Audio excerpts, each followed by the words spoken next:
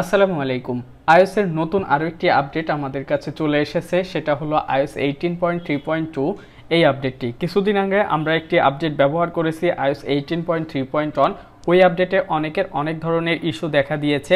এই নতুন আপডেটে কোনো প্রকার ইস্যু আছে কিনা, তাছাড়া পূর্বের আপডেটের যে ইস্যুগুলো ছিল সেগুলো সমাধান করা হয়েছে কিনা, এছাড়া নতুন কোনো ফিচার্স অ্যাড করা হয়েছে কিনা সেগুলো সম্পর্কে বিস্তারিত বলবো এই ভিডিওতে।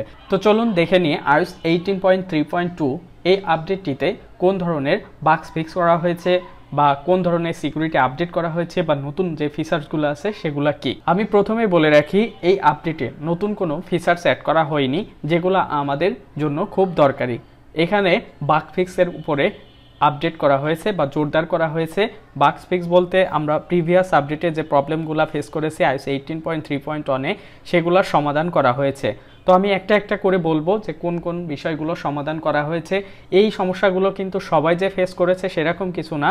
এই সমস্যাটা হলো ক্যামেরা ব্লার হয়ে যাওয়া। আমরা যখন আমাদের ক্যামেরা দিয়ে কোনো ছবি তুলতে যাই তখন আমাদের ক্যামেরাটা ব্লার হয়ে যাওয়া, সাথে সাথে যে আপনার হাত বা আপনি যে সাবজেক্টটাকে ফোকাস করতে চাচ্ছিলেন সেটা ফোকাস হচ্ছিল না, সেটা ফোকাস হতে অনেক সময় নিচ্ছিল। এবং এছাড়াও আমরা যখন একটা মোড থেকে আরেকটা মোডে যাই তখন কিন্তু ক্যামেরার ল্যাগিং দেখা যাচ্ছিল। এটা কিন্তু সবাই এই ধরনের সমস্যাগুলো পায় নাই। আমার সাথে যাদের কথা হয়েছে এর ভিতরে কারোর দেখা যায় যে এই সমস্যাগুলো হয়েছে, তারা আমাকে বললে আমি সেই তথ্যগুলো আপনাদের সাথে শেয়ার করার চেষ্টা করি। এরপরে দেখা গেছে অনেকের ব্যাটারি ড্রেইন ইস্যু। তারপরে ব্যাটারি ড্রেইন ইস্যুটা অনেকের প্রথম 7 দিন ধরে দেখা যায়। তবে আপনি যদি একটা আপডেট করেন মিনিমাম 3 থেকে 7 দিন আপনি ওয়েট করবেন, তারপরে দেখবেন যে সেই আপডেটের বেটার পারফরমেন্স পাচ্ছেন কিনা। যদি তখন বেটার পারফরমেন্স না পান তাহলে বুঝবেন যে আপনি যে iOS ভার্সনটি ব্যবহার করতেছেন সেটার কারণে আপনার এই ধরনের সমস্যা হচ্ছে। অনেকেরই হিটিং ইস্যু দেখা দিচ্ছিল। তো হিটিং ইস্যুটা মূলত আমরা গরমের সময় একটু বেশি দেখি। তারপরেও এই আপডেটটি আসছে, ব্যবহার করার পরে 3 থেকে 7 দিন আপনি ব্যবহার করেন, তারপরে দেখবেন যে এটার হিটিং ইস্যুটা আছে কিনা।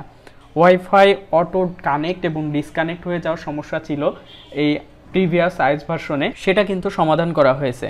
তো মূলত প্রিভিয়াস আপডেটের যে বাগসগুলো ছিল সেইগুলা কিন্তু এই নতুন iOS 18.3.2 এই আপডেটটিতে ফিক্স করা হয়েছে।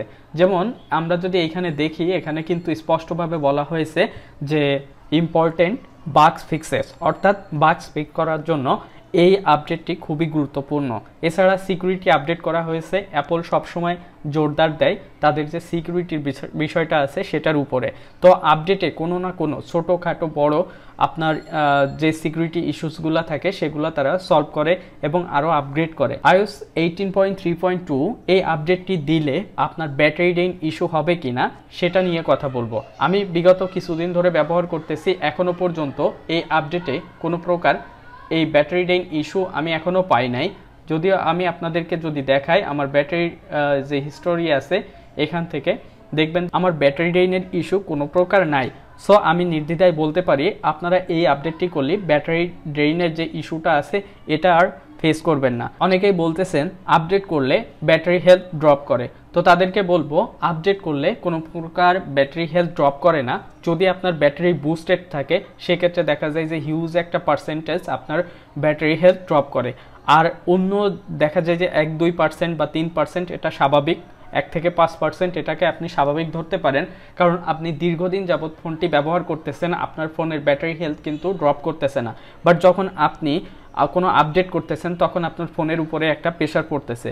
এটা নর্মালি দেখা যায় যে iOS বর্তমানে 18.3.2 চলতেছে আর আপনার ফোনে আছে iOS 15 বা 14 এটা।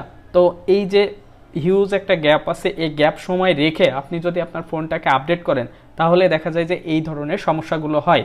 তবে এটা আপডেটের জন্য হয় না, এটা আপনার ফোন ব্যবহার হয় বা আপনার ফোন দেখা যায় যে অনেক হিট হয়, সেক্ষেত্রে এই ব্যাটারি হেলথটা ড্রপ করে।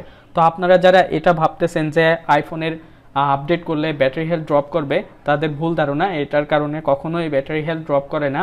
এছাড়া অনেকেই বলতেছেন যে হিটিং ইস্যুটা হচ্ছে কিনা। আমি এখন পর্যন্ত ফোন ব্যবহার করতেছি, আগে তো একটা ঠান্ডা পরিবেশ ছিল, বাট এখন কিন্তু আমাদের রুম টেম্পারেচার আগের থেকে অনেকটাই বেশি, যার কারণে আমরা দেখি যে আমাদের ফোনটা ব্যবহার করতে লাগলে একটু গরম হয়, এটা স্বাভাবিক। বাট যদি প্রচুর পরিমাণে গরম হয় তাহলে বুঝবেন যে এটা কোনো প্রবলেম আছে। কোনো প্রবলেম বলতে আপনার iOS ভার্সনের কোনো প্রবলেম আছে। যদি এই ধরনের হিটিং ইস্যু হয় তাহলে আপনি আপনার ফোনটার যে iOS ভার্সন আছে এটাকে আপডেটেড করবেন, তাহলে এই ইস্যুটা সমস্যার সমাধান হয়ে যাবে। আর আমি সব সময়ের জন্য বলি, আপনারা ফোন আপডেট করার পরে কিছু সময় আপনাদের ফোনটাকে বন্ধ করে রাখবেন, তাহলে আপনাদের ফোনে কোনো প্রকার বাগস বা ইস্যু থাকলে সেটা লেন্দি হবে না, সেটা ওই বন্ধ করার পরেই দেখা যাবে যে আস্তে আস্তে সেটা ঠিক হয়ে যাচ্ছে। তো আইফোনের iOS 18.3.2 এই আপডেটের নতুন কোনো ফিচার্স আসে নাই, তেমন কোনো ফিচার্স যেটা আমাদের খুব জরুরি বা আমাদের আপডেট করলে এই ফিচার্সগুলো কাজে দিবে। তো যাই হোক, এক কথায় বলতে চাই যে এই আপডেটটি আপনারা নির্দ্বিধায় করতে পারেন। আমি এখনও পর্যন্ত এই আপডেটে কোনো প্রকার প্রবলেম ফেস করি নাই। যদি কেউ ফেস করে থাকেন তাহলে আমাকে কমেন্ট করে জানাতে পারেন, এবং আপনি এক্স্যাক্ট কোন সমস্যাটি ফেস করতেছেন সেটা অবশ্যই আমাকে কমেন্ট করে জানাবেন। তাহলে আমার এটা নিয়ে পরবর্তীতে আরও একটি ভিডিও আসবে, যাতে আপনারা যারা এই ধরনের প্রবলেম ফেস করতেছেন তারা যেন এইটার সমাধান পান। এই ছিল আজকের ভিডিও। আশা করি ভিডিওটি ভালো লেগেছে। যদি ভালো লেগে থাকে তাহলে অবশ্যই লাইক ও বন্ধুদের মাঝে শেয়ার করতে পারবেন। দেখা হবে পরবর্তী ভিডিওতে। সে পর্যন্ত ভালো থাকুন, সুস্থ থাকুন। আল্লাহ হাফেজ।